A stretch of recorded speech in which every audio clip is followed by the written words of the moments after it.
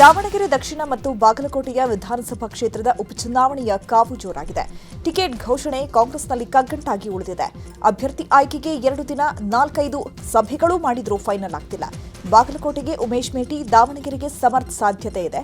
ಈ ಬಗ್ಗೆ ಪ್ರತಿಕ್ರಿಯಿಸಿರುವ ಎಐಸಿಸಿ ನಾಯಕ ಮಲ್ಲಿಕಾರ್ಜುನ ಖರ್ಗೆ, ಲೋಕಲ್ನವರು ಬಗೆಹರಿಸುತ್ತಾರೆ, ನಾನು ರಿಯಾಕ್ಟ್ ಮಾಡಲ್ಲ ಅಂತ ಹೇಳಿದರು. ದಾವಣಗೆರೆಗೆ ಮುಸ್ಲಿಂ ಸಮುದಾಯಕ್ಕೆ ಟಿಕೆಟ್ ಕೊಡಬೇಕು ಅಂತ ಬೇಡಿಕೆ ಹೆಚ್ಚಾಗಿದೆ ಸರ್. ಲೋಕಲ್ದವರು ಸಾಲ್ವ್ ಮಾಡ್ತಾರೆ, ಅದಕ್ಕೆ ನಾನು ಪ್ರತಿಯೊಂದಕ್ಕೆ ರಿಯಾಕ್ಷನ್ ಕೊಡಕ್ಕಾಗ್ತದೆ. ನಾವು ಎಷ್ಟೋ ಸಲ ನಿಮ್ಗೆ ಹೇಳ್ತೇವೆ, ನೀವು ಪದೇ ಪದೇ ಅದೇ ಸಿಟ್ಟಿಗೆ ಬಂದು ಅದೇ ಇನ್ನು ಅಭ್ಯರ್ಥಿಗಳ ಹೆಸರು ಘೋಷಣೆಗೆ ಹೈಕಮಾಂಡ್ ಎಚ್ಚರಿಕೆಯ ಹೆಜ್ಜೆ ಇಟ್ಟಿದೆ. ಇವತ್ತು ಸಂಜೆ ಅಥವಾ ನಾಳೆಗೆ ಟಿಕೆಟ್ ಘೋಷಣೆ ಆಗುತ್ತೆ ಅಂತ ಕಾಂಗ್ರೆಸ್ ನಾಯಕ ರಣದೀಪ್ ಸಿಂಗ್ ಸುರ್ಜೇವಾಲಾ ಹೇಳಿದ್ದಾರೆ. ಕೆಪಿಸಿಸಿ ಕಚೇರಿಯಲ್ಲಿ ಮಾತನಾಡಿದ ಸುರ್ಜೇವಾಲಾ, ಟಿಕೆಟ್ ವಿಚಾರವಾಗಿ ವ್ಯಾಪಕವಾಗಿ ಚರ್ಚೆ ಮಾಡಲಾಗಿದೆ. ಯಾವುದೇ ಒಬ್ಬ ಕಾರ್ಯಕರ್ತರ ಅಪಸ್ವರ ಇದ್ರೂ ಕೂಡ ಪರಿಗಣನೆಗೆ ತೆಗೆದುಕೊಂಡಿದ್ದೇವೆ. ನಿನ್ನೆ ತಡರಾತ್ರಿವರೆಗೆ ಟಿಕೆಟ್ ವಿಚಾರವಾಗಿ ಚರ್ಚೆ ಮಾಡಿದ್ದೇವೆ. ಬಹುತೇಕ ಟಿಕೆಟ್ ಘೋಷಣೆ ಸಂಜೆ ಅಥವಾ ನಾಳೆ ಬೆಳಗ್ಗೆ ಆಗುತ್ತೆ ಅಂತ ಹೇಳಿದರು. टिकट्स की अनाउंसमेंट कब तक हो जाएगी? आज रात या कल तक टिकट्स की अनाउंसमेंट हो जाएगी. पार्टी लगभग संपूर्णतः सहमत है. हम ये चाहते थे कि व्यापक चर्चा हो और हर एक भी, मैंने जैसा कल कहा था, एक कार्यकर्ता का भी अगर भिन्न स्वर है, if one worker also has a different opinion, it must be heard. That is Congress party. We will not bulldoze. We will listen to everybody and then decide.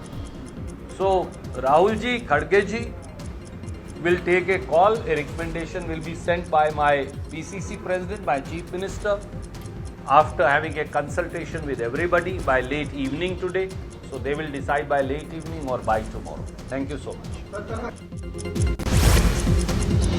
Bagalkot Congress ticket ಬಹುತೇಕ ಫೈನಲ್ ಆಗಿದೆ. HY Meti ಅವರ ಪುತ್ರ ಉಮೇಶ್ ಮೇಟಿಗೆ ticket ಸಿಗೋದು confirm ಆಗಿದೆ. ಈ ಬಗ್ಗೆ CM, DCM Surjewala ಸಭೆಯಲ್ಲಿ ತೀರ್ಮಾನ ಆಗಿದೆ ಎನ್ನಲಾಗ್ತಾ ಇದೆ. ಎಚ್ವಿ ಕುಟುಂಬದ ಉಳಿದ ಆಕಾಂಕ್ಷಿಗಳನ್ನ ಮನವೊಲಿಸುವ ಕೆಲಸ ಆಗ್ತಾ ಇದೆ. ಮುನಿಸು ಎಲ್ಲ ಮರೆತು ಉಮೇಶ್ ಮೇಟಿ ಪರ ಪ್ರಚಾರಕ್ಕೆ ಬನ್ನಿ ಅನ್ನುವಂತಹ ಸಂದೇಶ ಕೂಡ ರವಾನೆಯಾಗಿದೆ. ಕಾಂಗ್ರೆಸ್ ಸಂಭಾವ್ಯ ಅಭ್ಯರ್ಥಿ ಉಮೇಶ್ ಮೇಟಿ ಅಲರ್ಟ್ ಆಗಿದ್ದಾರೆ.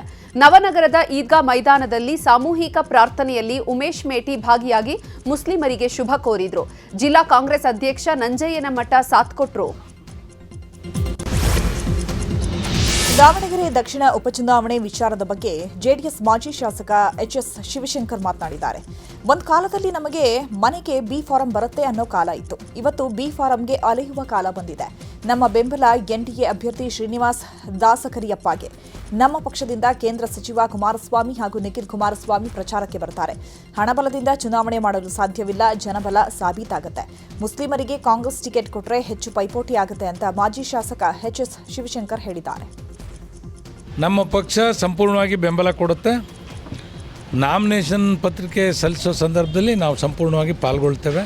ಕೇಂದ್ರ ಸಚಿವರು ಕುಮಾರಸ್ವಾಮಿ ಅವರು ಕೂಡ ಬರ್ತಾರೆ. ನಿಖಿಲ್ ಕುಮಾರಸ್ವಾಮಿ ಅವರು ಬಂದು ಪಾಲ್ಗೊಂಡು ಗೆಲುವಿಗೆ ನಾವು ಶ್ರಮಿಸ್ತೇವೆ ಅಂತ ನಾನು ಈ ಸಂದರ್ಭದಲ್ಲಿ ಹೇಳಲಿಕ್ಕೆ ಬಯಸ್ತೇನೆ. ಹಣಬಲದಿಂದ ಚುನಾವಣೆ ಮಾಡಲಿಕ್ಕೆ ಸಾಧ್ಯ ಇಲ್ಲ. ಇವತ್ತಿನ ಚುನಾವಣೆ ಅಲ್ಪಸಂಖ್ಯಾತರ ಅಭ್ಯರ್ಥಿಯಾಗ ತಪ್ಪಿದರೆ ಸುಲಭ ಅಂತ ನಾವು ಅಂತ ಹೇಳಲಿಕ್ಕೆ ಬಯಸ್ತೀವಿ. ಕಾಲ ಬದಲಾಗಿದೆ. ಒಂದು ಕಾಲದಲ್ಲಿ ನಮ್ಮ ಮನೆಗೆ ಬಿ ಫಾರಂ ಬರ್ತಾವೆ ಅನ್ನೋ ಕಾಲ ಇತ್ತು. ಈಗ ಬಿ ಫಾರಮ್ಗೆ ಅಲಿಯೋ ಕಾಲ ಬಂದಿದೆ. ದಾವಣಗೆರೆ ದಕ್ಷಿಣ ಕ್ಷೇತ್ರದ ಕಾಂಗ್ರೆಸ್ ಟಿಕೆಟ್ ಪಡೆಯಲು 2 ಸಮುದಾಯಗಳು ಪೈಪೋಟಿಗೆ ಬಿದ್ದಿವೆ. ಇದನ್ನ ಸಚಿವ ಜಮೀರ್ ಅಹಮದ್ ಪ್ರತಿಷ್ಠೆಯಾಗಿ ತೆಗೆದುಕೊಂಡಿದ್ದಾರೆ. ಮುಸ್ಲಿಂ ಸಮುದಾಯಕ್ಕೆ ಟಿಕೆಟ್ ಪಡೆದೇ ತೀರುತ್ತೇನೆ ಅಂತ ಜಮೀರ್ ಹೇಳಿದ್ದಾರೆ. ಈಗಾಗಲೇ ಹೈಕಮಾಂಡ್ಗೆ ಸೆಡ್ಡು ಹೊಡೆದು ಶಾಮನೂರು ಶಿವಶಂಕರಪ್ಪ ಅವರ ಕುಟುಂಬ ನಾಮಪತ್ರ ಸಲ್ಲಿಸಿದೆ. ಈ ನಡುವೆ ಇಂದು ಸಂಜೆ ಅಥವಾ ನಾಳೆಯೊಳಗೆ ಕಾಂಗ್ರೆಸ್ ಅಭ್ಯರ್ಥಿ ಯಾರು ಅನ್ನೋದು ಘೋಷಣೆ ಆಗಲಿದೆ. ದಾವಣಗೆರೆ ದಕ್ಷಿಣ ಕ್ಷೇತ್ರದ ಟಿಕೆಟ್ಗೆ ಮುಸ್ಲಿಂ ನಾಯಕರು ಬೇಡಿಕೆ ಇರುವಂತಹ ವಿಚಾರಕ್ಕೆ ಸಂಬಂಧಪಟ್ಟಂತೆ ರಾಜ್ಯಸಭಾ ಸದಸ್ಯ ನಾಸಿರ್ ಹುಸೇನ್ ಪ್ರತಿಕ್ರಿಯಿಸಿದ್ದಾರೆ. ಆಕಾಂಕ್ಷಿಗಳೆಲ್ಲರೂ ಸಿಎಂ, ಡಿಸಿಎಂ ಸುರ್ಜೇವಾಲಾ, ಖರ್ಗೆ ಭೇಟಿ ಮಾಡಿ ಟಿಕೆಟ್ ಕೇಳಿದ್ದಾರೆ. ನಮ್ಮ ವೀಕ್ಷಕರು ಸರ್ವೆ ಮಾಡಿ ಉಸ್ತುವಾರಿಗೆ ವರದಿ ಸಲ್ಲಿಸಲಿದ್ದಾರೆ. ಅವರು ಹೈಕಮಾಂಡ್ಗೆ ವರದಿ ಸಲ್ಲಿಸಬಹುದು. ಇವತ್ತು ಸಂಜೆ ಅಥವಾ ನಾಳೆ ಸಂಜೆಯೊಳಗೆ ಟಿಕೆಟ್ ಘೋಷಣೆ ಆಗಬಹುದು. ಎರಡೂ ಕಡೆ ನಾವು ಗೆಲ್ಲಬೇಕು ಅಂತ ಅಭ್ಯರ್ಥಿಯನ್ನ ಆಯ್ಕೆ ಮಾಡಬೇಕು ಅಂತ ಹೇಳಿದರು. ಇನ್ನು ಇದೇ ವಿಚಾರವಾಗಿ ಮಾಜಿ ಕೇಂದ್ರ ಸಚಿವ ಸಿಎಂ ಇಬ್ರಾಹಿಂ ಕೂಡ ಪ್ರತಿಕ್ರಿಯಿಸಿದ್ದಾರೆ. ಕಾಂಗ್ರೆಸ್ ಪಕ್ಷ ಏನ್ ತೀರ್ಮಾನ ಮಾಡುತ್ತೆ ನನಗೆ ಗೊತ್ತಿಲ್ಲ. ಅಲ್ಲಿರುವ ಮುಸಲ್ಮಾನ ನಾಯಕರು ಎಷ್ಟು ಶಕ್ತಿ ತೋರಿಸಲಿ ನೋಡೋಣ ಅಂತ ಸಚಿವ ಜಮೀರ್ಗೆ ಪರೋಕ್ಷವಾಗಿ ಚಾಲೆಂಜ್ ಹಾಕಿದ್ದಾರೆ. ಇನ್ನು ಮುಸ್ಲಿಂ ನಾಯಕರಿಗೆ ಟಿಕೆಟ್ ಸಿಗುವ ವಿಶ್ವಾಸ ಇದೆ ಅಂತ ಜೆಡಿಎಸ್ ನಾಯಕ ಅಮಾನುಲ್ಲಾ ಖಾನ್ ಹೇಳಿದ್ದಾರೆ. ಅಬ್ಸರ್ವರ್ಸ್ ಹೋಗಿದ್ದಾರೆ. ಅವರು ಎಲ್ಲ ಆಕಾಂಕ್ಷಿಗಳದ್ದು ಅಪ್ಲಿಕೇಶನ್ಸು ತೊಗೊಂಡಿದ್ದಾರೆ, ಅನಾಲಿಸಿಸ್ ಮಾಡಿದ್ದಾರೆ, ಸರ್ವೆ ಮಾಡಿ ಎಲ್ಲ ನಮ್ಮ ಉಸ್ತುವಾರಿಗೆ ಸಬ್ಮಿಟ್ ಮಾಡಿದ್ದಾರೆ. ಉಸ್ತುವಾರಿ ಅದನ್ನು ಮುಖ್ಯಮಂತ್ರಿ ಅವ್ರ ಜೊತೆಯಲ್ಲಿ ಮತ್ತು PCC ಪ್ರೆಸಿಡೆಂಟ್ ಅವ್ರ ಜೊತೆಯಲ್ಲಿ ಚರ್ಚೆ ಮಾಡಿ ಅದನ್ನು ಹೈಕಮಾಂಡಿಗೆ ಪುಟ್ಟಪ್ ಮಾಡ್ತಾರೆ.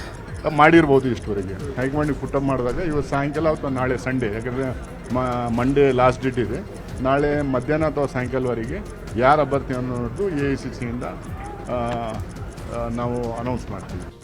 ಕಾಂಗ್ರೆಸ್ ಪಕ್ಷ ಏನು ತೀರ್ಮಾನ ಮಾಡೋದು ಅಂತ ನನಗೆ ಗೊತ್ತಿಲ್ಲ. ಅದರಲ್ಲಿರ್ತಕ್ಕಂಥ ಮುಸ್ಲಿಂ ನಾಯಕರು ಎಷ್ಟು ಶಕ್ತಿ ಏನಿದೆ ಅನ್ನೋಕ್ಕಂಥದ್ದು ಅವರು ತೋರಿಸ್ತಾರೆ ಅಂತ ತಿಳ್ಕೊಂಡಿದ್ದೀನಿ ನಾನು. ಅವರೆಲ್ಲರೂ ಒಂದಾಗಿ ಕೇಳಿದ್ದಾರೆ, ನೋಡೋಣ ಅದ್ರ ಮೇಲೆ ಏನು ನಿರ್ಣಯ ಆಗತ್ತೆ ಅಂತ. ಖಂಡಿತ ಅಲ್ಲಾಹನಲ್ಲಿ ನಂಬಿಕೆ ಕೂಡ ಇದೆ. ಸರ್ವರಿಗೂ ಸಮಪಾಲು, ಸರ್ವರಿಗೂ ಸಮಬಾಳು, ಸಾಮಾಜಿಕ ನ್ಯಾಯ ಸಿಗಲಿ ಅಂತ ನಾನಾದರೂ ಕೂಡ ಅಲ್ಲಾಹನಲ್ಲಿ ಬೇಡ್ಕೊಂಡಿದ್ದೀನಿ. ಸಿಗುವ ನಿರೀಕ್ಷೆ ಇದೆ ಸಂಪೂರ್ಣವಾಗಿ. ಭಾನುವಾರದವರೆಗೆ ಸಿಗ್ಬೋದು. ನಿನ್ನೇನು ನಡೆದ ಬೆಂಗಳೂರಿನಲ್ಲಿ ಸಭೆ ಮತ್ತು ಬೆಳವಣಿಗೆ ಅದನ್ನು ನೋಡಿದರೆ ಇದು ಇವತ್ತು ಸುಲಭವಾಗಿ ತೀರ್ಮಾನ ಆಗುವ ಕಾಣ್ತಾ ಇಲ್ಲ. ಇದು ಮತ್ತೆ ದೆಹಲಿಗೆ ಹೋಗಿದೆ. ದೆಹಲಿ ಅಂಗಳಕ್ಕೆ ವರ್ಗಾಯಿಸಿದ್ದಾರೆ ವರಿಷ್ಠರು. ಅದು ಅಲ್ಲಿ ಚರ್ಚೆ ಆಗಿದ ನಂತರ ನಾಳೆ ಸಂಜೆವರೆಗೆ ತೀರ್ಮಾನ ಬರುವುದು ಅನ್ನೋ ನಿರೀಕ್ಷೆ ಇದೆ. ಸಂಪೂರ್ಣವಾಗಿ ಎಲ್ಲರೂ ಕೂಡ ನಿರೀಕ್ಷೆ ಇಟ್ಕೊಂಡಿದ್ದಾರೆ. ಕೇರಳ ವಿಧಾನಸಭಾ ಚುನಾವಣೆಗೆ ಬಿಜೆಪಿ ತನ್ನ ಅಭ್ಯರ್ಥಿಗಳ 3ನೇ ಪಟ್ಟಿಯನ್ನು ಬಿಡುಗಡೆ ಮಾಡಿದೆ. ಇದರಲ್ಲಿ 11 ಕ್ಷೇತ್ರಗಳ ಅಭ್ಯರ್ಥಿಗಳ ಹೆಸರಿದ್ದು, ಕಾಂಗ್ರೆಸ್ ತೊರೆದು ಬಂದಿದ್ದಂತಹ BS ಅನೂಪ್, RS ಅರುಣ್ ಮತ್ತು ಟಿಕೆಟ್ ಸಿಕ್ಕಿದೆ ಅವರಿಗೆ. ಬಿಜೆಪಿ ಒಟ್ಟು 97 ಕ್ಷೇತ್ರಗಳಿಗೆ ಅಭ್ಯರ್ಥಿಗಳನ್ನು ಘೋಷಿಸಿದೆ. ಟಿಕೆಟ್ ಕಗ್ಗಂಟು ಮಧ್ಯೆ ಕಾಂಗ್ರೆಸ್ನಲ್ಲಿ ಸಚಿವ ಸ್ಥಾನಕ್ಕಾಗಿ ಸಮರ ಜೋರಾಗಿದೆ. ನಮಗೂ ಸಚಿವ ಸ್ಥಾನ ಬೇಕು ಅಂತ ಕೆಲ ಶಾಸಕರು ಪಟ್ಟು ಹಿಡಿದಿದ್ದಾರೆ.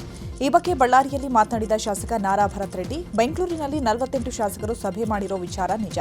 ಮೊದಲ ಬಾರಿ ಗೆದ್ದವರು, 2ನೇ ಬಾರಿ ಗೆದ್ದವರು ಸೇರಿ ಸಭೆ ಮಾಡಿದ್ದೇವೆ. ಯುವಕರಿಗೆ ಸಚಿವ ಸ್ಥಾನ ನೀಡುವಂತೆ ಮನವಿ ಮಾಡಿಕೊಂಡಿದ್ದೇವೆ. ಯುವಕರನ್ನ ಸಚಿವರನ್ನಾಗಿ ಮಾಡಿದರೆ ಮುಂದೆ ಪಕ್ಷಕ್ಕೆ ಒಳ್ಳೆಯದಾಗಲಿದೆ. ಅಧಿವೇಶನದ ಬಳಿಕ ಹೈಕಮಾಂಡ್ ನಾಯಕರನ್ನ ಭೇಟಿಯಾಗಿ ನಮ್ಮ ಬೇಡಿಕೆ ಇಡಲಿದ್ದೇವೆ ಅಂತ ಭರತ್ ರೆಡ್ಡಿ ಹೇಳಿದ್ದಾರೆ. ಇನ್ನು ಇದೇ ವಿಚಾರವಾಗಿ ರಾಮನಗರದಲ್ಲಿ ಶಾಸಕ ಇಕ್ಬಾಲ್ ಹುಸೇನ್ ಕೂಡ ಮಾತನಾಡಿದ್ದಾರೆ. ಈಗೆಲ್ಲ ಶಾಸಕರು ಸೇರಿ ನಮ್ಮ ಅಧ್ಯಕ್ಷರಾದಂಥ DK ಶಿವಕುಮಾರ್ ಸಾಹೇಬ್ರನ್ನ ಮತ್ತು ಮುಖ್ಯಮಂತ್ರಿಗಳಾದಂಥ ಸಿದ್ದರಾಮಯ್ಯ ಸಾಹೇಬ್ರನ್ನ ಈ ಅಧಿವೇಶನ ಟೈಮಲ್ಲಿ ಭೇಟಿಯಾಗಿ ನಮ್ಮ ಈ ಥರ ಯುವಕರು ಫಸ್ಟ್ ಟೈಮರ್ಸು, ಸೆಕೆಂಡ್ ಟೈಮರ್ಸು, ಆಲ್ಮೋಸ್ಟ್ ಎಲ್ಲರೂ ಬಂದಿದ್ದರು. ಫಸ್ಟ್ ಟೈಮರ್ಸ್, ಸೆಕೆಂಡ್ ಟೈಮರ್ಸು, ನಮ್ಮಲ್ಲಿ ಯಾರು ನಿಮಗೆ ಸೂಕ್ತವಾದಂಥ ಅಭ್ಯರ್ಥಿ ಅನ್ನಿಸ್ತಾರೋ ಅಂಥವ್ರಿಗೆ ಸಚಿವ ಸ್ಥಾನ ಕೊಡಬೇಕಂತೇಳಿ ಮೊನ್ನೆ ಒಂದು ಮೀಟಿಂಗನ್ನು ಎಲ್ಲರೂ ಮಾಡಿದ್ವಿ. ಅದ್ರ ಜೊತೆಗೆ ಸಮಾನ ಮನಸ್ಕರು, ಯಾಕಂದರೆ ಯುವಕರಿಗೆ ಆದ್ಯತೆಯನ್ನು ಕೊಟ್ಟರೆ ಇನ್ನು ಯುವಕರನ್ನ ದೊಡ್ಡ ಮಟ್ಟದಲ್ಲಿ ಪಾರ್ಟಿಗೆಲ್ಲ ತೊಗೊಂಬರ್ಬೋದು, ಪಾರ್ಟಿಗೆ ಕಷ್ಟ ಬೀಳ್ಬೋದು ಅಂತೇಳಿ ಅದರ ಜೊತೆಗೆ ಮುಂಬರುವಂಥ ದಿನಮಾನದಲ್ಲಿ ನಾವೆಲ್ಲರೂ ಒಂದು 45ರಿಂದ 48 ಜನ ಶಾಸಕರು ಡೆಲ್ಲಿಗೆ ಕೂಡ ಹೋಗಿ ನಮ್ಮ ಮನವಿ 3ನೇ ಸಲ 4ನೇ ಸಲ ಗೆದ್ದವರೆಲ್ಲರೂ ಕೂಡ ಒಗ್ಗಟ್ಟಾಗಿ ಸೇರಿ ಅವ್ರದ್ದೇ ಆದಂಥ ಒಂದು ರೀತಿ ನೀತಿನಲ್ಲಿ ನಾವು ಕೂಡ ಸರ್ಕಾರದ ಮೇಲೆ ಒಂದಷ್ಟು ಬೇಡಿಕೆಯನ್ನು ಇಡಬೇಕು, ನಾವು ಸಚಿವರಾಗಬೇಕಂತೇಳಿ ಅವ್ರ ಬೇಡಿಕೆ ಇಡ್ತಾರೆ. ಸೊ ಅದೇ ರೀತಿ ಮೊದಲನೇ ಸಲ 2ನೇ ಸಲ ಗೆದ್ದವ್ರು ನಾವ್ಯಾಕೆ ಒಗ್ಗಟ್ಟಲ್ಲಿ ಸೇರಬಾರ್ದು, ನಾವು ಒಗ್ಗಟ್ಟಲ್ಲಿ ಸೇರೋಣ. ನಾವು ಒಂದಷ್ಟು ಸರ್ಕಾರಕ್ಕೆ ನಾವು ಕೂಡ ನಮ್ಮ ಬೇಡಿಕೆಯನ್ನು, ಮನವಿಗಳನ್ನು ನಾವು ಕೊಡೋಣ. ಮಾನ್ಯ ಮುಖ್ಯಮಂತ್ರಿಗಳಿಗೆ ಮತ್ತು ಉಪಮುಖ್ಯಮಂತ್ರಿಗಳು ನಮ್ಮದೇ ಆದಂಥ ನೋವನ್ನು ನಾವು ಅಹವಾಲನ್ನು ಹೇಳ್ಕೊಳ್ಳೋಣ ಅಂದ್ಬಿಟ್ಟು ನಾವೆಲ್ಲ ಸೇರಿದ್ವಿ, ಊಟ ಮಾಡಿದ್ವಿ. ಸುಮಾರು ಒಂದು 55 ಜನ ನಾವೆಲ್ಲರೂ ಕೂಡ ಒಗ್ಗಟ್ಟಾಗಿ ಸೇರಿದ್ವಿ. ಮಧ್ಯಪ್ರಾಚ್ಯದಲ್ಲಿ ನಡೀತಾ ಇರುವಂತಹ ಸಂಘರ್ಷ ತಾರಕಕ್ಕೇರಿದೆ. ಅಮೆರಿಕ, ಇಸ್ರೇಲ್ ಜಂಟಿಯಾಗಿ ಇರಾನ್ ಮೇಲೆ ದಾಳಿ ಮಾಡ್ತಾ ಇವೆ. ಇರಾನ್ ಕೂಡ ಏಕಾಂಗಿಯಾಗಿ ಅಮೆರಿಕ, ಇಸ್ರೇಲ್ ಮೇಲೆ ಕೌಂಟರ್ ಅಟ್ಯಾಕ್ ಮಾಡ್ತಾ ಇದೆ. ಬಾಗ್ದಾದ್ನಲ್ಲಿರುವಂತಹ ಅಮೆರಿಕದ ನೆಲೆ ಮೇಲೆ ಇರಾನ್ ದಾಳಿ ಮಾಡಿದೆ. ಇದರಿಂದ ಕೆರಳಿರುವಂತಹ ಅಮೆರಿಕ ಯುದ್ಧ ನಿಲ್ಲಿಸದಿರಲು ನಿರ್ಧರಿಸಿದೆ. ಇರಾನ್ನೊಂದಿಗೆ ಕದನ ವಿರಾಮ ಇಲ್ಲವೇ ಇಲ್ಲ ಅಂತ ಟ್ರಂಪ್ ಹೇಳಿದ್ದಾರೆ. ಇರಾನ್ ಸರ್ವನಾಶ ಮಾಡ್ತೇವೆ, ಪದೇ ಪದೇ ದಾಳಿ ಆಗ್ತಾ ಇರುವಾಗ ವಿರಾಮ ಸಾಧ್ಯವೇ? ನ್ಯಾಟೋ ರಾಷ್ಟ್ರಗಳು ಕಾಗದದ ಹುಲಿಗಳು ಅಂತ ಗುಡುಗಿದ್ದಾರೆ. ಇನ್ನು ನಮಗೂ ಕೂಡ ಕದನ ವಿರಾಮ ಬೇಕಿಲ್ಲ ಅಂತ ಟ್ರಂಪ್ಗೆ ಇರಾನ್ ಬೆದರಿಕೆ ಹಾಕಿದೆ. ಇದು ನಾವಾಗೇ ಘೋಷಿಸಿದ ಯುದ್ಧ ಅಲ್ಲ, ಅಮೆರಿಕ ನಮ್ಮ ಮೇಲೆ ಹೇರಿರುವಂತಹ ಯುದ್ಧ. ಯುದ್ಧದ ಆರಂಭದಲ್ಲೇ ಕದನ ವಿರಾಮದ ಮಾತಿತ್ತು. ನಮ್ಮ ನಾಯಕರನ್ನ ಕೊಂದ ಮೇಲೆ ಇದೆಂಥ ವಿರಾಮ? ಅಕ್ರಮ ದಾಳಿಗಳಿಗೆ ತಕ್ಕ ಉತ್ತರ ಇದ್ದೇ ಇರುತ್ತೆ ಅಂತ ಇರಾನ್ ಅಧ್ಯಕ್ಷ ಹೇಳಿದ್ದಾರೆ. ಇರಾನ್ ಮೇಲೆ ಇಸ್ರೇಲ್ ಅಮೆರಿಕ ಜಂಟಿ ದಾಳಿಯಿಂದ ಹಾರ್ಮುಜ್ ಜಲಸಂಧಿಯಲ್ಲಿ ಉದ್ವಿಗ್ನತೆ ಮುಂದುವರೆದಿದೆ. ಈ ಮಧ್ಯೆ ಹಾರ್ಮುಜ್ ಜಲಸಂಧಿ ದಾಟಲು ಭಾರತದ 2 ತೈಲ ಟ್ಯಾಂಕರ್ಗಳು ಸಜ್ಜಾಗಿವೆ. ಪೈನ್ ಗ್ಯಾಸ್ ಮತ್ತು ಜಕ್ ವಸಂತ್ ಹೆಸರಿನ 2 ಟ್ಯಾಂಕರ್ಗಳು ಈಗಾಗಲೇ ಭಾರತದತ್ತ ಬರಲು UAEಯ ಶಾರ್ಜಾ ಬಳಿ ಲಂಗರು ಹಾಕಿವೆ. ಇವತ್ತು ಸಂಜೆ ಒಳಗಡೆ ಭಾರತದತ್ತ ಹೊರಡುವ ಸಾಧ್ಯತೆ ಇದೆ. ಹಿಂದೂ ಮಹಾಸಾಗರದ ಯುಎಸ್ ಯುಕೆ ಸೇನಾ ನೆಲೆಗಳನ್ನು ಇರಾನ್ ಟಾರ್ಗೆಟ್ ಮಾಡಿದೆ. ಡಿಯಾಗೋ ಗಾರ್ಸಿಯಾ ದ್ವೀಪದತ್ತ ಕ್ಷಿಪಣಿ ದಾಳಿಯಾಗಿದ್ದು ಅಮೆರಿಕದ SM-3 ಆಂಟಿ ಮಿಸೈಲ್ ಸಿಸ್ಟಮ್ ವಿಫಲಗೊಳಿಸಿದೆ. ಮಧ್ಯಮ ಶ್ರೇಣಿಯ 2 ಬ್ಯಾಲಿಸ್ಟಿಕ್ ಕ್ಷಿಪಣಿಗಳಿಂದ ಅಟ್ಯಾಕ್ ಆಗಿದೆ. ಒಂದು ಕ್ಷಿಪಣಿಯ ಗುರಿ ವಿಫಲವಾಗಿದೆ. ಮತ್ತೊಂದು ಕ್ಷಿಪಣಿಯನ್ನ ಅಮೆರಿಕದ SM-3 ಆಂಟಿ ಮಿಸೈಲ್ ಸಿಸ್ಟಮ್ ಹೊಡೆದುರುಳಿಸಿದೆ. ಮಧ್ಯಪ್ರಾಚ್ಯ ದೇಶಗಳಲ್ಲಿನ ಯುದ್ಧದ ಪರಿಣಾಮ ಅಂತಾರಾಷ್ಟ್ರೀಯ ಮಾರುಕಟ್ಟೆಯಲ್ಲಿ ಭಾರತದ ರೂಪಾಯಿ ಮೌಲ್ಯ ದಾಖಲೆ ಮಟ್ಟಕ್ಕೆ ಕುಸಿತ ಕಂಡಿದೆ. ಇತಿಹಾಸದಲ್ಲೇ ಮೊದಲ ಬಾರಿಗೆ ಅಮೆರಿಕದ $1ಗೆ ರೂಪಾಯಿ ಮೌಲ್ಯ 94ರ ಗಡಿ ದಾಟಿದೆ. $1ಗೆ 94.05 ರೂಪಾಯಿ ತಲುಪಿ ಸಾರ್ವಕಾಲಿಕ ಕನಿಷ್ಠ ಮಟ್ಟಕ್ಕೆ ಕುಸಿಯಿತು. ಪಶ್ಚಿಮ ಏಷ್ಯಾದಲ್ಲಿ ಇರಾನ್, ಅಮೆರಿಕ ಮತ್ತು ಇಸ್ರೇಲ್ ನಡುವಿನ ಯುದ್ಧ ತೀವ್ರಗೊಂಡಿರುವುದು ಹಾಗೂ ಜಾಗತಿಕವಾಗಿ ಇಂಧನ ಪೂರೈಕೆಯಲ್ಲಿ ವ್ಯತ್ಯಯವಾಗಿರುವುದು ರೂಪಾಯಿ ಮೌಲ್ಯ ಕುಸಿತಕ್ಕೆ ಪ್ರಮುಖ ಕಾರಣ. ಮಧ್ಯಪ್ರಾಚ್ಯದಲ್ಲಿನ ಯುದ್ಧದಿಂದ ಭಾರತದಲ್ಲಿ ಸಿಲಿಂಡರ್ ಅಭಾವ ಉಂಟಾಗಿದೆ. ಬೆಂಗಳೂರು ಗ್ರಾಮಾಂತರ ಜಿಲ್ಲೆಯ ಬೆಟ್ಟಕೋಟೆ ಗ್ರಾಮದಲ್ಲಿ ಗೃಹ ಬಳಕೆ ಸಿಲಿಂಡರ್ಗೆ ಜನ ಮುಗಿಬಿದ್ದಿದ್ದಾರೆ. ಸಿಲಿಂಡರ್ ಗಾಡಿ ಬರ್ತಿದ್ದಂತೆ ಜನ ಮುಗಿಬಿದ್ದು ಓಡಿ ಬಂದಿದ್ದಾರೆ. ಸಿಲಿಂಡರ್ ಖರೀದಿಗೆ ನಾ ಮುಂದು ತಾ ಮುಂದು ಅಂತ ಗ್ರಾಹಕರು ಹರಸಾಹಸ ಪಟ್ಟಿದ್ದಾರೆ. ಸಿಲಿಂಡರ್ ಬುಕ್ ಮಾಡಿ 25 ದಿನಗಳಾದರೂ ಕೂಡ ಪೂರೈಕೆಯಾಗದ ಹಿನ್ನೆಲೆ ಜನ ಮುಗಿಬಿದ್ದಿದ್ದಾರೆ. ಬೆಳಗಾವಿಯಲ್ಲಿ ಕಮರ್ಷಿಯಲ್ ಗ್ಯಾಸ್ ಸಿಲಿಂಡರ್ ಸಿಗ್ತಿಲ್ಲ. ಪರಿಣಾಮ ಮೆಸ್ ಹಾಗೂ ಖಾನಾವಳಿಗಳು ಸಂಕಷ್ಟಕ್ಕೆ ಸಿಲುಕಿವೆ. ಸಿಲಿಂಡರ್ ಸಿಗದಿದ್ದಕ್ಕೆ ಅಡುಗೆ ತಯಾರಿಕೆಗೆ ಸೌದೆ ಒಲೆ ಮೊರೆ ಹೋಗಿದ್ದಾರೆ ಹೋಟೆಲ್ ಮಾಲೀಕರು. ಬೆಳಗಾವಿಯ ಬಡ್ಕಲ್ ಗಲ್ಲಿಯಲ್ಲಿರುವ ದುರ್ಗಾದೇವಿ ಖಾನಾವಳಿಯಲ್ಲಿ ಸೌದೆ ಒಲೆ ಮೇಲೆ ಅಡುಗೆ ತಯಾರಿಸಲಾಗ್ತಾ ಇದೆ.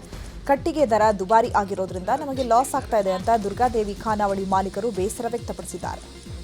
ಸಿಲಿಂಡರ್ ಸಿಗಲು ಕಾರಣ ಸೌದೆ ಒಲೆ ಮೇಲೆ ಮಾಡಾಕ್ತೀವಿ ಸರ್. ಈಗ 8 ದಿವಸ ಆಯ್ತು ಸರ್. ಇವತ್ತಿಗೆ ಹೋದ ಶನಿವಾರದಿಂದ ಚಾಲು ಮಾಡಿದ್ದೀವಿ. ಹೌದು ಸರ್, ರೊಟ್ಟಿ ಊಟಕ್ಕನ ಫೇಮಸ್ ಇರೋದ್ರಿ. ಈಗ ಗ್ಯಾಸ್ ಇಲ್ಲ ಸಂಬಂಧ ಈಗ ರೊಟ್ಟಿನ ಬಂದ್ ಮಾಡಿದ್ವಿ ಸರ್. ಈಗ 8 ದಿವಸ ಆತ್ರಿ. ಈಗ ಬರೀ ಚಪಾತಿನ ಮಾಡಾಕ್ತೀವಿ ಸರ್. ಅದು ಇರೋದನ್ನ ಒಂದು ಸಿಲಿಂಡರ್ ಐತಿ. ಈಗ ಒಂದು ಸಿಲಿಂಡರ್ ಅದು ಖಾಲಿ ಆಗೋವರೆಗೂ ಮಾಡ್ಬೇಕ್ರಿ. ಆಮೇಲೆ ಮತ್ತಿನ್ನೇನು ಸಣ್ಣದ ಒಲಿ ಹಚ್ಚಿನ ರೊಟ್ಟಿ ಚಪಾತಿ ಚಾಲು ಮಾಡ್ಬೇಕು ಸರ್. ಬೆಂಗಳೂರಿನಲ್ಲಿ ಸಿಲಿಂಡರ್ ಅಭಾವದ ಹಿನ್ನೆಲೆ ಯುಗಾದಿ ಹಬ್ಬದ ದಿನವೇ ಕಳ್ಳರು ಸಿಲಿಂಡರ್ಗೆ ಕದ್ದಿದ್ದಾರೆ. ಬೇಗೂರಿನ ಆರ್ಸಿ ಲೇಔಟ್ನ ಅಪಾರ್ಟ್ಮೆಂಟ್ನಲ್ಲಿ ಗೃಹ ಬಳಕೆಯ 2 ಸಿಲಿಂಡರ್ ಕಳ್ಳತನ ಆಗಿದೆ. ಸ್ಕೂಟಿಯಲ್ಲಿ ಹೆಲ್ಮೆಟ್ ಹಾಕೊಂಡು ಬಂದಂತಹ 2 ಯುವಕರು ಸಿಲಿಂಡರ್ ಕದ್ದು ಪರಾರಿಯಾಗಿದ್ದಾರೆ. ಸಿಲಿಂಡರ್ ಕದಿಯುವಂತಹ ದೃಶ್ಯ ಸಿಸಿಟಿವಿಯಲ್ಲಿ ಸೆರೆಯಾಗಿದೆ. ಈ ಸಂಬಂಧ ಬೇಗೂರು ಪೊಲೀಸ್ ಠಾಣೆಯಲ್ಲಿ ದೂರು ದಾಖಲಾಗಿದೆ. ಮಾರ್ಚ್ 16ರಂದು ಪಾಕಿಸ್ತಾನ ದಾಳಿಯಿಂದ ತತ್ತರಿಸಿರುವ ಅಫ್ಘಾನಿಸ್ತಾನದ ಕಾಬೂಲ್ಗೆ ಭಾರತ ಸರ್ಕಾರ ಮಾನವೀಯ ನೆರವು ನೀಡಿದೆ. 2.5 ಟನ್ ತೂಕದ ತುರ್ತು ಔಷಧಿಗಳು, ವೈದ್ಯಕೀಯ ಸರಬರಾಜುಗಳು ಮತ್ತು ಅಗತ್ಯ ಉಪಕರಣಗಳನ್ನು ವಿಮಾನದ ಮೂಲಕ ಕಾಬೂಲ್ಗೆ ರವಾನಿಸಲಾಗಿದೆ. 4 ದಿನಗಳ ಹಿಂದೆ ಕಾಬೂಲ್ನ ಆಸ್ಪತ್ರೆ ಮೇಲೆ ಪಾಕಿಸ್ತಾನ ಭೀಕರ ದಾಳಿ ನಡೆಸಿತ್ತು. 400 ಮಂದಿ ಇದರಿಂದ ಮೃತಪಟ್ಟಿದ್ದರು. ಶಿವಮೊಗ್ಗ ಮೃಗಾಲಯ ಮತ್ತು ಸಫಾರಿಯಲ್ಲಿ ನೀರಾನೆ ದಾಳಿಯಿಂದಾಗಿ ಮೃತಪಟ್ಟಿದ್ದಾರೆ ಎನ್ನಲಾದ ಪಶು ವೈದ್ಯಾಧಿಕಾರಿ ಡಾಕ್ಟರ್ ಸಮೀಕ್ಷಾ ರೆಡ್ಡಿ ಅಂತ್ಯಕ್ರಿಯೆ ನೆರವೇರಿದೆ. ಬೆಂಗಳೂರು ಹೊರವಲಯದ ಬನ್ನೇರುಘಟ್ಟ ಸಮೀಪದ ಸಕಲವಾರ ಗ್ರಾಮದಲ್ಲಿ ಕುಟುಂಬಸ್ಥರು ಮತ್ತು ಸಂಬಂಧಿಕರು ಅಂತ್ಯಕ್ರಿಯೆ ನೆರವೇರಿಸಿದ್ದಾರೆ. ರೆಡ್ಡಿ ಸಂಪ್ರದಾಯದಂತೆ ಅಂತ್ಯ ಸಂಸ್ಕಾರ ನಡೆದಿದೆ. ಅಂತಿಮ ಸಂಸ್ಕಾರದಲ್ಲಿ ಸಾವಿರಾರು ಜನ ಭಾಗಿಯಾಗಿದ್ರು. ಮುದ್ದು ಮಗಳನ್ನ ಕಳೆದುಕೊಂಡ ಕುಟುಂಬಸ್ಥರ ಆಕ್ರಂದನ ಮುಗಿಲು ಮುಟ್ಟಿದೆ. ತ್ಯಾವರೆಕೊಪ್ಪದಲ್ಲಿ ಪಶುವೈದ್ಯೆ ಡಾಕ್ಟರ್ ಸಮೀಕ್ಷಾ ರೆಡ್ಡಿ ಸಾವಿಗೆ ಕಾರಣವಾದ ನೀರಾನೆಯ ದೃಶ್ಯ ನ್ಯೂಸ್ 18ಗೆ ಲಭ್ಯವಾಗಿದೆ.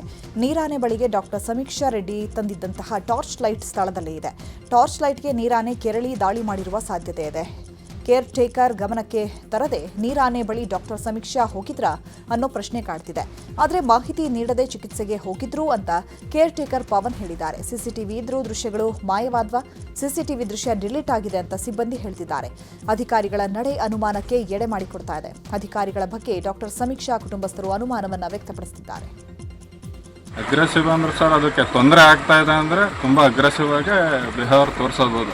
ನನಗೇನೋ ಮಾಡೋಕ್ಕೆ ಬಂದರು ಆ ಥರ ಫೀಲ್ ಇದ್ದಾಗ ಅದು ತುಂಬ ಅಗ್ರೆಸಿವ್ ಆಗಿ ಅಟ್ಯಾಕ್ ಮಾಡೋ ಚಾನ್ಸಸ್ ಜಾಸ್ತಿ. ಅಟ್ಯಾಕ್ ಅಂದರೆ ಯಾವ ಥರ ಎಲ್ಲ ಮಾಡೋದು? ಅಟ್ಯಾಕ್ ಅಂದರೆ ಪೂರ ಬಂದು ನಮಗೆ ಕಚ್ಚಿ ಇತ್ಲ ಬಿಸಾಕೋದು ಆ ಥರ ಎಲ್ಲ ಮಾಡೋದು. ಬಟ್ ತಿನ್ನಲ್ಲ ಅದು, ಕಚ್ಚಿ ನಮಗೆ ಇಂಜುರೀಸ್ ಮಾಡುತ್ತೆ. ನಿಮ್ಗೆ ಇನ್ಫಾರ್ಮ್ ಮಾಡ್ತಾರೆ ಯಾರಾದರೂ ಏನಾದರೂ? ಸರ್ ಏನೇ ಈಗ ಒಂದು ಎನ್ಕ್ಲೋಸರ್ ಹತ್ರ ಯಾರೇ ಅಧಿಕಾರಿಗಳು ಬರಬೇಕು ಅಂತಾರೆ ನಮ್ಮ ಹತ್ರ, ಒಂದ್ಸರಿ ಇನ್ಫಾರ್ಮ್ ಮಾಡ್ತಾರೆ. ಈಗ ಅನಿಮಲ್ ಹೆಲ್ತ್ ಇಶ್ಯೂ ಇರುತ್ತೆ ಅಂಥ ಟೈಮಲ್ಲೆಲ್ಲ ಬಂದು ನಮ್ಗೆ ಇನ್ಫಾರ್ಮ್ ಇಲ್ದೈತಿ ಅವ್ರೇನೋ ಅಲ್ಲಿ ಬಂದು ಇದು ಮಾಡಲ್ಲ. ಅನಿಮಲ್ಸ್ ಇನ್ಫಾರ್ಮ್ ಇದ್ದೇ ಇರುತ್ತೆ. ಮೊನ್ನೆ ಏನು ಮಾಡಿದ್ರೆ ಇಲ್ಲ ಸರ್, ಇನ್ಫಾರ್ಮ್ ಏನು ಮಾಡಿಲ್ಲ ನಮಗೆ. ಕೇಟಾಗಿ ನಿಮ್ದು 6 ಗಂಟೆಗೆ ಡ್ಯೂಟಿ ಮುಗಿತು. 6 ಗಂಟೆ ಡ್ಯೂಟಿ ಮುಗಿತ್ತು. ಎಮರ್ಜೆನ್ಸಿ ಸಿಚುವೇಶನ್ ಅನಿಮಲ್ಸಿಗೆ ನೈಟಲ್ಲಿ ಟ್ರೀಟ್ಮೆಂಟ್ ಬೇಕೇ ಬೇಕು ಅಂದರೆ ಅದು ನಮಗೆ ಇನ್ಫಾರ್ಮೇಷನ್ ಇರುತ್ತೆ. ಆ ಟೈಮಲ್ಲಿ ನಾವು ಡಾಕ್ಟರ್ ಬರೋ ಟೈಮಿಗೆ ನಾವು ಬಂದಿರ್ತೀವಿ. ಬಂದು ನಾವು ಟ್ರೀಟ್ಮೆಂಟ್ ಮುಗಿಸ್ಕೊಂಡು ಹೋಗ್ತೀವಿ. ಇದು that she is hippopotamus was carrying, she was about to give birth in maybe 1 week. So ಅದರಲ್ಲಿ ಅದಕ್ಕೆ ಒಂಥರ ಭಯ ಇರುತ್ತೆ. ಹೌದು, ಹಾಂ. ಸೊ ಸಡನ್ನಾಗಿ ಅದು ಚಾರ್ಜ್ ಮಾಡಬೇಕಂದ್ರೆ ಇವರು ತುಂಬ ಕೇರಲ್ಲಿರಬೇಕು. ಇವರು ಅಟ್ಲೀಸ್ಟ್ ಒಂದು ಡಿಸ್ಟೆನ್ಸಲ್ಲಿ ಮೇಂಟೈನ್ ಮಾಡಿಕೊಂಡು ಅದೆಲ್ಲ ನೋಡ್ಕೊಂಡು ಇದು ಮಾಡಬೇಕಾಗಿತ್ತು. ಸುಮ್ಮನೆ ಆ್ಯಸ್ ಕ್ಯಾಶುವಲ್ ಆಗಿ ಬಿಟ್ಬಿಟ್ರೆ ಅದೇ ನಾಯಿನ ಪಮರಿಯನ್ ನಾಯಿನ ಅದು ಯಾರು ಎನ್ಕ್ವೈರಿ ಆಗಲೇಬೇಕು ಸರ್. ಇದು ನಾಳೆ ದಿವಸ ಇನ್ನೊಬ್ರಿಗಾಗುತ್ತೆ. ಇದು ಫಾರೆಸ್ಟ್ ಡಿಪಾರ್ಟ್ಮೆಂಟ್ ಇದು ಆಲ್ ಯೂಜ್ ನೆಗ್ಲಿಜೆನ್ಸ್. ಅವರು ಅವರ ಜಾಬ್ನ ಸೇಫ್ ಮಾಡ್ಕೊಳ್ಳೋದಕ್ಕೋ ಇಲ್ಲ ಅವ್ರು ಸೇಫ್ ಆಗಿರೋದಕ್ಕೆ ಅದು ಹೇಳ್ತಿದ್ದಾರೆ ಅಷ್ಟೇ. She is not the first day she is going almost from 1 week. Daily night ಅವಳೋಗಿ ಮಾನಿಟರ್ ಮಾಡ್ತಿದ್ದಾಳೆ. ಆಮೇಲೆ ಪ್ರೋಟೋಕಾಲ್ಸ್ ನಿಮ್ಗೆ ಗೊತ್ತಿರೋಂಗೆ ಭಾಳ ರೂಲ್ಸ್ ಐತೆ ಅದಕ್ಕೆ. She should go with 2 guards. ಮತ್ತು ಕೀ ತೆಗಿಬೇಕು ಅಂದ್ರೂ senior doctor should come and open that key. ಯಾವುದೂ ಇಲ್ಲ ಇಲ್ಲಿ. ಬಟ್ ಅವ್ರು ಸುಮ್ಮನೆ ಅವರು ಬೆಳಗ್ಗೆ ನಿಮ್ಮ ಯಾವುದೋ ನ್ಯೂಸಲ್ಲಿ ನೋಡಿದೆ, ಅವರ ಸೀನಿಯರ್ ಡಾಕ್ಟ್ರು ಎಷ್ಟು ಆರಾಮಾಗಿ ಅವ್ನು ಹೇಳ್ತಿದ್ದಾನೆ ಅಂದರೆ ಅವ್ನಿಗೆ ಕನ್ಸನ್ನೇ ಇಲ್ಲ, ಒಂದು ಪ್ರಾಣ ಹೋಗಿದ್ದನ್ನ ಕನ್ಸನ್ನೂ ಇಲ್ಲ. ವಿ ಡಿಂಟ್ ಸೆಂಡ್, ನಮ್ಮ ಪರ್ಮಿಷನ್ ಇಲ್ಲದೆ ಹೋಗಿದ್ದಾಳೆ, ಬರ್ಡ್ಗೆ ಹೇಳಿದ್ವಿ ಅಂತ ಹೇಳ್ತಿದ್ದಾರೆ. ಆ್ಯಕ್ಚುಲಿ ಒಂದು ಹಿಪೋಪಾಟಮಸ್ ಹತ್ರ ಹೋಗ್ಬೇಕಂದ್ರೆ ಭಾಳ ಪ್ರೊಸೀಜರ್ ಇದೆ. ಆ ಪ್ರೊಸೀಜರ್ಸ್ ಎಲ್ಲ ಬ್ರೇಕ್ ಮಾಡಿ ಇವಾಗ ಕೀ ಹೆಂಗೆ ಕೊಟ್ಟರು ಹೋಗ್ಲಿ ಗೇಟ್ ಓಪನ್ ಮಾಡೋದಕ್ಕೆ ಅವಳಿಗೆ. She's A trainee. ಕೀ ಹೆಂಗೆ ಕೊಟ್ಟರು ಅವರು ಮೇನಾಗಿ ಅಲ್ಲಿ ಹೋಗೋದಕ್ಕೆ. ಸೊ ಎಲ್ಲ ನೆಗ್ಲಿಜೆನ್ಸಿ, ಟೋಟ್ಲಿ ನೆಗ್ಲಿಜೆನ್ಸಿ. ನಿನ್ನೆ ನಮಗೆ ಅಲ್ಲಿ ಏನು ಮಾತಾಡೋಕ್ಕಾಗಲಿಲ್ಲ. ಅವ್ರ ತಪ್ಪನ್ನು ಮುಚ್ಕೊಳ್ಳಿಕ್ಕೆ ಈ ರೀತಿ. ಹೌದು, 100% ಸರ್. ಇಲ್ಲಾಂದರೆ ಟ್ರೈನಿಂಗ್ ಯಾರು ಸರ್ ಬಿಡ್ತಾರೆ ಹಿಪೋಪಾಟಮಸ್ ಹತ್ರ. ಏಕಲವ್ಯ ವಸತಿ ಶಾಲೆಯಲ್ಲಿ 7 ವಿದ್ಯಾರ್ಥಿಗಳ ಮೇಲೆ ಶಿಕ್ಷಕರು ಮನಸೋ ಇಚ್ಛೆ ಥಳಿಸಿದ್ದಾರೆ. ಚಿಕ್ಕಬಳ್ಳಾಪುರ ಜಿಲ್ಲೆಯಲ್ಲಿ ಬೆಂಕಿ ಹಚ್ಚಿ ಮಹಿಳೆಯ ಕೊಲೆಗೆ ಯತ್ನಿಸಿರುವಂತಹ ಆರೋಪ ಕೇಳಿಬಂದಿದೆ. ಚಿಂತಾಮಣಿ ನಗರದ ಕೆಜಿಎನ್ ಬಡಾವಣೆಯಲ್ಲಿ ಲಕ್ಷ್ಮೀದೇವಮ್ಮ ಎಂಬ ಮಹಿಳೆಯ ಹತ್ಯೆಗೆ ಯತ್ನ ನಡೆದಿರುವ ಆರೋಪ ಕೇಳಿಬಂದಿದೆ. ರಾತ್ರಿ ನಿದ್ದೆಯಲ್ಲಿ ಮಲಗಿದ್ದಾಗ ಲಕ್ಷ್ಮೀದೇವಮ್ಮ ಮೇಲೆ ಪೆಟ್ರೋಲ್ ಸುರಿದು ಬೆಂಕಿ ಹಚ್ಚಿರುವಂತಹ ಶಂಕೆ ಇದೆ. ಬೆಂಕಿಯಿಂದ ಲಕ್ಷ್ಮೀದೇವಮ್ಮ ದೇಹ 30% ಸುಟ್ಟು ಹೋಗಿದೆ. ಗಾಯಾಳುವನ್ನ ಬೆಂಗಳೂರಿನ ವಿಕ್ಟೋರಿಯಾ ಆಸ್ಪತ್ರೆಗೆ ರವಾನಿಸಲಾಗಿದೆ. ಘಟನಾ ಸ್ಥಳಕ್ಕೆ ಬೆರಳಚ್ಚು ತಜ್ಞರು ಎಸ್ಪಿ ಕುಶಾಲ್ ಚೌಕ್ಸೆ ಭೇಟಿ ನೀಡಿ ಪರಿಶೀಲನೆ ನಡೆಸಿದ್ದಾರೆ. ಚಿಂತಾಮಣಿ ಗ್ರಾಮಾಂತರ ಪೊಲೀಸ್ ಠಾಣೆಯಲ್ಲಿ ಪ್ರಕರಣ ದಾಖಲಾಗಿದೆ. ಬೆಂಗಳೂರಿನಲ್ಲಿ ಐಷಾರಾಮಿ ಕಾರುಗಳ ದರ್ಬಾರ್ ಮುಂದುವರೆದಿದೆ. ಅನಿಲ್ ಕುಂಬ್ಳೆ ಸರ್ಕಲ್ನಲ್ಲಿ ಪುಂಡರು ಐಷಾರಾಮಿ ಕಾರಿನಲ್ಲಿ ಡ್ರಿಫ್ಟಿಂಗ್ ಮಾಡಿ ಹುಚ್ಚಾಟ ಮೆರೆದಿದ್ದಾರೆ. ಕಳೆದ ರಾತ್ರಿ ಹೊಸ ಕಾರ್ನಲ್ಲಿ ಕಾರು ಡ್ರಿಫ್ಟಿಂಗ್ ಮಾಡಲಾಗಿದ್ದು ಸ್ಥಳೀಯರ ಮೊಬೈಲ್ನಲ್ಲಿ ದೃಶ್ಯ ಕ್ಯಾಪ್ಚರ್ ಆಗಿದೆ. ಕಬ್ಬನ್ ಪಾರ್ಕ್ ಸಂಚಾರಿ ಪೊಲೀಸ್ ಠಾಣಾ ವ್ಯಾಪ್ತಿಯಲ್ಲಿ ಘಟನೆ ನಡೆದಿದೆ.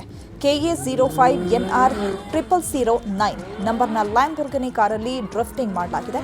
ಈ ಸಂಬಂಧ ಕಾರು ಮಾಲೀಕನ ವಿರುದ್ಧ ಕಬ್ಬನ್ ಪಾರ್ಕ್ ಸಂಚಾರ ಠಾಣೆಯಲ್ಲಿ ಪ್ರಕರಣ ದಾಖಲಾಗಿದೆ.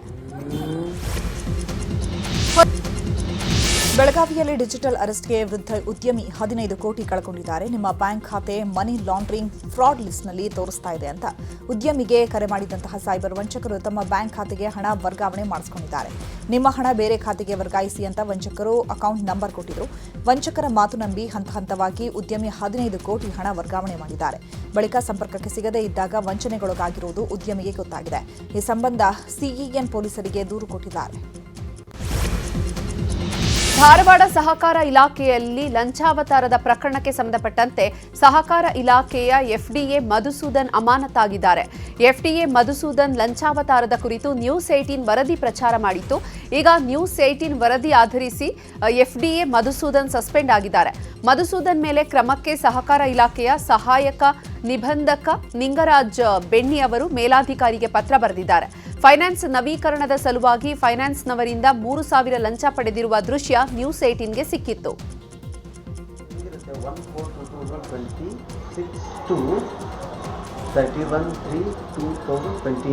ಇದು ನಿಮ್ಮದು ವ್ಯಾಲಿಡಿಟಿ 3 ವರ್ಷ ಹೌದಾ? ಈಗ ನೀವು 30 ಬರ್ತೀರಿ ಒಂದು ಸರ್. ಈಗ ನಾನು ನಿಮ್ಗೆ ಸರ್ ಈಗ ನಾನು ನಿಮ್ಗೆ ನನಗೆ ಫೋನ್ ಮಾಡಿ ಬರ್ತೀರಿ ಒಂದು ಸರ್.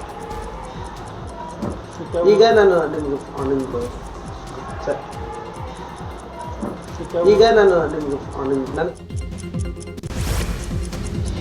ಕಳೆದ ಬಾರಿ ಕಾಲ್ತುಳಿತ ಪ್ರಕರಣ ಬೆನ್ನಲ್ಲೇ ಆರ್ಸಿಬಿ ಮ್ಯಾನೇಜ್ಮೆಂಟ್ ಅಲರ್ಟ್ ಆಗಿದೆ. ಐಪಿಎಲ್ ಟೂರ್ನಿ ವೇಳೆ ಆರ್ಸಿಬಿ ಮ್ಯಾಚ್ ಟಿಕೆಟ್ ಇದ್ದವರು ಮೆಟ್ರೋದಲ್ಲಿ ಉಚಿತವಾಗಿ ಪ್ರಯಾಣ ಮಾಡಬಹುದಾಗಿದೆ.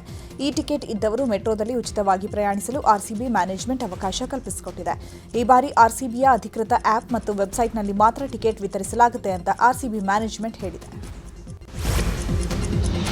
ಚಿಕ್ಕಬಳ್ಳಾಪುರ ತಾಲೂಕಿನ ಗುಂಡ್ಲಗುರ್ಕಿ ಗ್ರಾಮದಲ್ಲಿ ಬಿರುಗಾಳಿ ಸಹಿತ ಗಾಳಿ ಮಳೆಗೆ ಮನೆ ಕುಸಿದು ಬಿದ್ದಿದೆ. ವೆಂಕಟರೆಡ್ಡಿ ಎನ್ನುವವರಿಗೆ ಸೇರಿದ ಮನೆ ಇದಾಗಿದೆ. ಮನೆಯಲ್ಲಿ ವೃದ್ಧ ದಂಪತಿಗಳು ವಾಸವಾಗಿದ್ರು. ಕಳೆದ 3 ದಿನಗಳಿಂದ ಸುರಿದ ಸತತ ಮಳೆಗೆ ಮನೆ ಕುಸಿದು ಬಿದ್ದಿದ್ದು ವೃದ್ಧ ದಂಪತಿ ಕಂಗಾಲಾಗಿದ್ದಾರೆ. ಮನೆ ಕಲ್ಪಿಸಿಕೊಡುವಂತೆ ಅಧಿಕಾರಿಗಳಿಗೆ ಮನವಿ ಮಾಡಿದ್ದಾರೆ. ಮೈಸೂರಿನಲ್ಲಿ ಬೃಹತ್ ಮರ ಬಿದ್ದು ಒಂದು ಕಾರು ಆಟೋ ಜಖಂಗೊಂಡಿದೆ. ಮೈಸೂರಿನ ಹಾರ್ಡಿಂಗ್ ವೃತ್ತದ ಬಳಿ ಈ ಘಟನೆ ನಡೆದಿದೆ. ಅದೃಷ್ಟವಶಾತ್ ಕಾರಿನಲ್ಲಿದ್ದವರು ಪ್ರಾಣಾಪಾಯದಿಂದ ಪಾರಾಗಿದ್ದಾರೆ. ಸ್ಥಳಕ್ಕೆ ಪಾಲಿಕೆ ಸಿಬ್ಬಂದಿ ಭೇಟಿ ನೀಡಿ ರಸ್ತೆಗೆ ಬಿದ್ದಿರುವಂತಹ ಮರವನ್ನು ತೆರವುಗೊಳಿಸಿದ್ದಾರೆ. ಯಾದಗಿರಿ ಜಿಲ್ಲೆಯ ಸೈದಾಪುರ ಪಟ್ಟಣದಲ್ಲಿ ಕೆಕೆಆರ್ಟಿಸಿ ಬಸ್ ಕಳ್ಳತನ ಆಗಿದೆ. ಸೇವೆಯಿಂದ ವಜಾಗೊಂಡ ಬಸ್ ಚಾಲಕನಿಂದಲೇ ಬಸ್ ಕಳ್ಳತನವಾಗಿದೆ. ಕುಡಿದ ಮತ್ತಿನಲ್ಲಿ ಸೈದಾಪುರ ಬಸ್ ನಿಲ್ದಾಣದಿಂದ ಬಸ್ಸನ್ನ ಕದ್ದು ಮಹಿಪಾಲ ರೆಡ್ಡಿ ಎಂಬಾತ ಎಸ್ಕೇಪ್ ಆಗಿದ್ದಾನೆ. ಬಸ್ ಕದ್ದೊಯ್ಯುವಂತಹ ದೃಶ್ಯ ಸಿಸಿಟಿವಿಯಲ್ಲಿ ಸೆರೆಯಾಗಿದೆ. ಚಾಲಕ ಮಹಿಪಾಲ ರೆಡ್ಡಿ ವಿರುದ್ಧ ಸಾಕಷ್ಟು ದೂರುಗಳಿದ್ದ ಕಾರಣಕ್ಕೆ ಸೇವೆಯಿಂದ ವಜಾ ಮಾಡಲಾಗಿತ್ತು ಮತ್ತು ಸದ್ಯಕ್ಕೆ ಈಗ ಬಸ್ ಚಾಲಕನ ವಿರುದ್ಧ ಸೈದಾಪುರ ಪೊಲೀಸ್ ಠಾಣೆಯಲ್ಲಿ ಕೆಕೆಆರ್ಟಿಸಿ ಸಂಸ್ಥೆ ಪ್ರಕರಣ ದಾಖಲಿಸಿದೆ. ಹಾಸನದಲ್ಲಿ ಕಾಂಡಿಮೆಂಟ್ಸ್ಗೆ ಖದೀಮರು ಕನ್ನ ಹಾಕಿರುವಂತಹ ಘಟನೆ ನಡೆದಿದೆ. ಸಕಲೇಶಪುರ ತಾಲೂಕಿನ ಬಾಗೆ ಗ್ರಾಮದಲ್ಲಿ ಕ್ಯಾಂಟೀನ್ನಲ್ಲಿರುವಂತಹ ಕಾಂಡಿಮೆಂಟ್ಸ್ನಲ್ಲಿ ಕಳ್ಳರು ಸಿಗರೇಟ್ ಗುಟ್ಕವನ್ನು ಕದ್ದಿದ್ದಾರೆ. ಸಿಗರೇಟ್ ಗುಟ್ಕಾ ಸೇರಿದಂತೆ ಸುಮಾರು 1 ಲಕ್ಷ ರೂಪಾಯಿ ಮೌಲ್ಯದ ವಸ್ತುವನ್ನು ಕಳ್ಳತನ ಮಾಡಿದ್ದಾರೆ. ವಿಜಯನಗರ ಜಿಲ್ಲೆಯ ಕಿತ್ನೂರು ಗ್ರಾಮದಲ್ಲಿನ ಮುಳ್ಳಿನ ರಾಶಿಯ ಮೇಲೆ ಹಾರುವ ಕುಣಿಯುವ ಹಬ್ಬ ನಡೆದಿದೆ. ಮುಳ್ಳಿನ ಗಿಡದ ರಾಶಿ ತುಳಿದು ಭಕ್ತರು ಭಕ್ತಿಯ ಪರಾಕಾಷ್ಠೆ ಮೆರೆದಿದ್ದಾರೆ. ಶ್ರೀ ಆಂಜನೇಯ ಸ್ವಾಮಿಯ ದೇವರ ಬೇಟೆ ಗಿಡ ಪವಾಡ ನೋಡುಗರ ಮೈ ಜುಮ್ ಎನ್ನಿಸುತ್ತೆ.